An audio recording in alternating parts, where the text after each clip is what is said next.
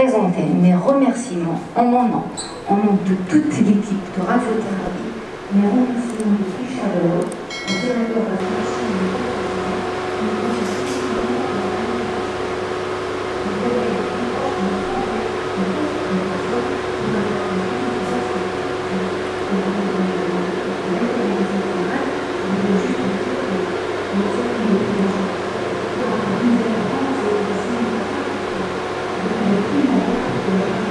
Hier, avec la simulation que nous allons inaugurer notre service à partir d'aujourd'hui, joue un rôle crucial dans la planification du traitement avec une visualisation très précise et plus fine des tissus.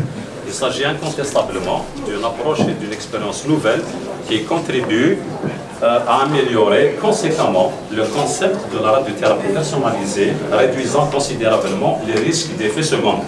Je donne la parole au chef de service, Dr Nouzidan, pour qu'elle puisse s'exprimer sur le reste de la communication. Monsieur le DSP, si vous permettez, je commence juste par une petite introduction de bienvenue pour l'assistance. Monsieur Bagui, mesdames et messieurs les représentants des autorités locales et sanitaires, nos chers invités, sont très honorés de vous recevoir aujourd'hui au sein de votre service pour la célébration de cette journée spéciale, la Fête nationale de l'indépendance. Donc un moment qui est symbolique, qui incarne l'esprit de progrès, d'engagement et de souveraineté. Donc la visite d'aujourd'hui, elle est pour nous, elle a un caractère très spécifique et très particulier. Pour nous, le staff médical, paramédical et technique du service. Parce qu'il s'agit elle est marquée par l'acquisition d'un équipement de très haute technologie, très important, qui va bouleverser les conduites à tenir en matière de radiothérapie. Donc il s'agit de l'inauguration officielle de l'IRM dédié à la simulation en radiothérapie, une première à l'échelle nationale. Il s'agit aussi d'un saut qualitatif, je dis bien qualitatif et je précise qualitatif en matière de traitement en radiothérapie qui offre une précision inégalée dans la prise en charge des patients cancéreux en radiothérapie. En radiothérapie. Oui, parce qu'elle est dédiée à la radiothérapie. Elle permet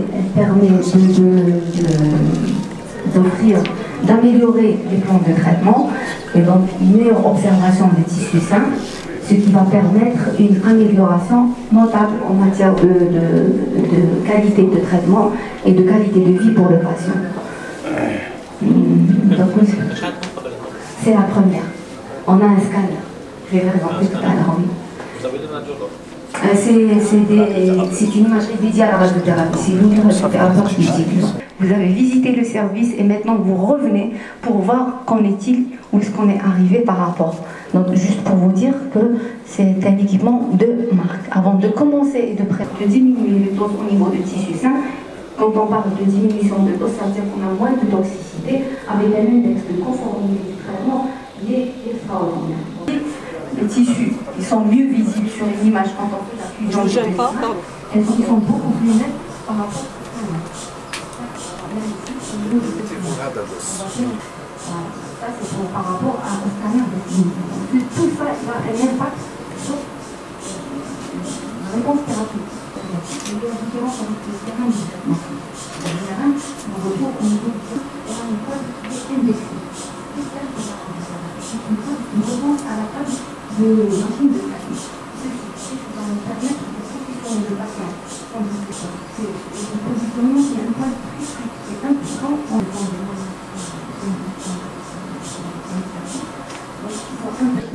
qui font appel, qui nécessitent l'utilisation des CTRM, ce sont dans le traitement des tumeurs cérébrales. Vous voyez ici, j'ai mis surtout pour la visualisation de l'œdème, c'est-à-dire le liquide qui entoure la tumeur. J'ai mis ici une photo si vous arrivez à voir la différence entre l'image scanner et l'image radiologique à l'IRM. Là, on voit bien quand on a défini le volume rouge ici, la définition du volume tumoral n'a pas inclus l'œdème. Ce qui est en blanc ici, n'a pas été inclus quand on a fait une acquisition scanner. Donc il y a une partie qui devait être prise en charge pour le traitement, qui n'a pas été prise parce que le contraste du scanner n'est pas meilleur. Ce qui fait, là, quand on ne prend pas faim, ceci expose le patient à une rechute et des récidives.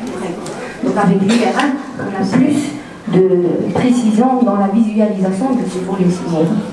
Et puis, elle est très importante pour la visualisation des organes critiques tels que le chiasma optique. On n'a jamais pu définir le chiasma optique, qui est un organe très particulier qui, si on le touche, si on augmente des doses, on peut provoquer des cécité chez les patients.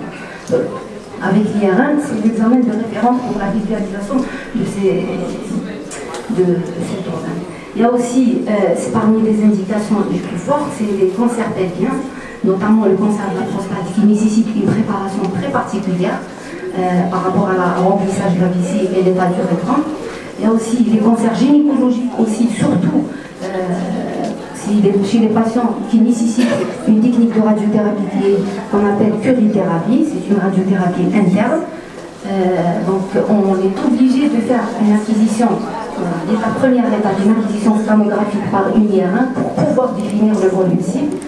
Aussi parmi les indications des cancers ORL, là aussi c'est très important, on a des petites structures, les doses de tolérance elles sont très faibles, donc on est obligé de bien les visualiser, pour bien les protéger, éviter les toxicités et surtout, ça va nous permettre d'augmenter les doses de prescription au niveau du tissu tumoral. Donc là, pour les cancers oraux, elle est importante parce qu'on peut faire la différence entre ce qui est inflammatoire et ce qui est tumoral. Donc en conclusion, l'IRM dédiée à la radiothérapie, c'est une clé de radiothérapie de demain.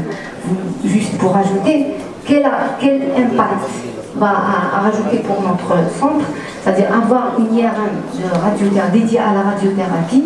Elle va positionner notre établissement comme centre de référence, tant sur le plan clinique ou scientifique. C'est-à-dire qu'il va y avoir des patients qui vont venir parce qu'ils choisissent un traitement de haute précision.